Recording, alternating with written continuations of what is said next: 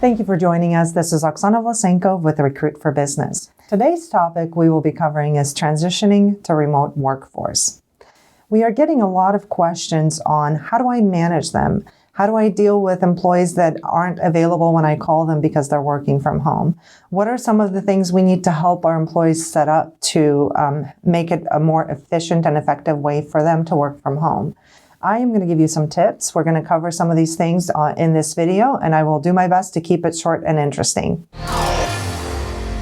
All right, let's talk about what are some of the top 5 or maybe 6 things that you need to take in consideration when transitioning your workforce remotely.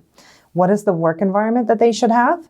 How do I manage the workforce remotely? How do I avoid micromanaging them? Communication that should come from you as the executive team or the management team?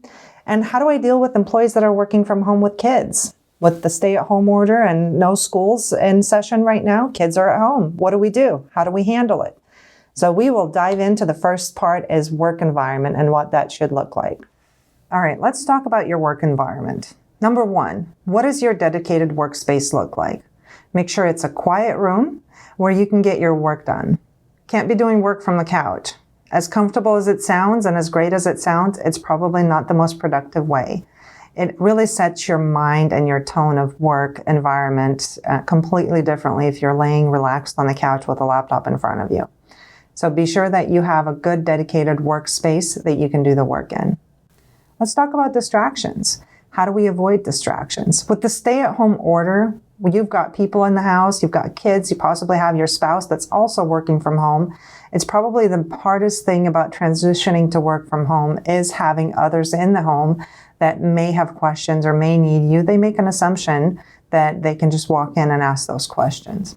One of the things that I recommend is put a note on your door, maybe a little clipboard that says, I'm unavailable or on a call, or knock before you walk in. That way you have a cue that somebody's there and needs you, and you're not getting distracted just with kids running into your room just to get something or just to ask a question. Let's talk about scheduling your lunch breaks. One of the things that we all assume when we're home is kitchen is just a step away. It actually may be you turning around and your kitchen counter is right there. It doesn't mean you should be just continuously going back and forth. If you create and schedule your lunch breaks, it makes it easier. Again, it creates that same routine that you've had when you came into your work office. Your morning routine. Just rolling out of your bed and going straight to your computer, probably not the best idea. Especially if you do a lot of video conference calls or you just get on the phone. Again, it's all about having that structure and routine in your workday.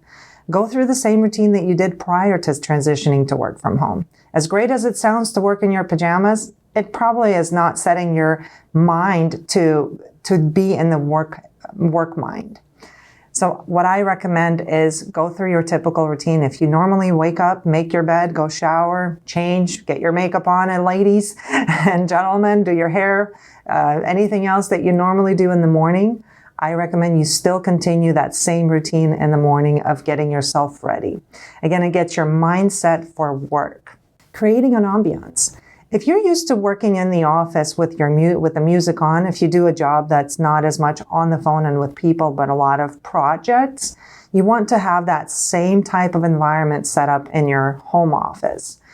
This is where you have to look at it. Your home office should be a reflection of what your regular work office that you used to drive to is the same. So that way, again, it creates that same routine as we're creatures of habits. It's that habit you've had when you came into the office. If you can transition that to your home office, it just makes it that much easier for you to continue to stay productive. And then equipment. We need to make sure that you have the right equipment in place so you can do your job and be productive, effective, and efficient. With everybody being at home, there's going to be plenty of distractions and other things. So the more work you can get done in the time you're given and still stay focused and productive, the more satisfied you will be at the end of the day as well. And not feel like you're working longer hours because now you're not going into the office because you are getting distracted. So these are some of the few tips of creating that perfect work environment to work from home. Will it be ideal and perfect every day? Probably not. You're probably going to have those off days where your kids are having fights in the other room and you hear it. But if you can make it a routine and create this, it'll make it easier for you and it will eliminate some of the stress of transitioning to work from home. All right, let's talk about working from home with kids. Here's some fun tips. Using signs. Depending on your kid's age, the older ones, your signs can be as detailed or as to the point as they can be. If they are asking you what's for dinner, etc., you could use some interesting signs to tell them, I don't know. It's one of the questions I get asked by my kids. What's for dinner? And usually it's right around 11 a.m. when it should be lunchtime. You can use different signs to help your kids understand that you're busy. Utilizing the nap and sleep time. Try to schedule your conference calls or more important calls during those times and demos. If you're doing online demonstrations, try to schedule those during the sleep and nap times where you might have the least distractions. This will give you the time to just focus a little bit better. Rotating your toys and keeping them interesting. All of our kids have all kinds of gadgets and all kinds of toys. So if we can put a plan together on the different toys that you can hide for maybe a couple of days and then all of a sudden it becomes the new toys. Try to have fun while your kids are at home or let them have fun. We want to go and yell at them. That's our natural instinct because they're distracting us from work, but they're just kids. They're out of school. Some of them are devastated that they're out of school, especially those kindergartners because they don't get a prize box to go pick a prize from when they did their homework. So let's be nice to them too. They're struggling as much as we are being at home. Prepare your snacks and bottles for your little ones. That way you're not getting distracted because they can't find a snack. So if you could have all of that ready and maybe someone that's helping you with the little ones knows where it's at, they won't be coming to bother you during those hours. Try to have fun. Enjoy the little moments. This is the time where we get to be with our kids at home. Even though we have to get the work done, be a little flexible with those employees that have kids. Not to say that you should be 7 hours flexible, but give them a little grace. If they need those 30 minutes in the middle of the morning because their little one woke up and needs to be kind of gotten ready for the day, given breakfast, give them that time to do that. They'll make up their time at the end of the day or during naps. You know your employees well, and I'm sure they're not going to try and take advantage of it. All right, and there you have it. Try to have fun throughout this process. It can be challenging, but it will be over soon. And we need to make sure we take care of our employees because they are wanting to do their best for you.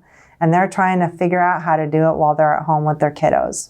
We want to thank you for viewing our video. Feel free to send us some funny notes and maybe door signs that you've created for your kids. We'd love to put those out there for everyone else to see.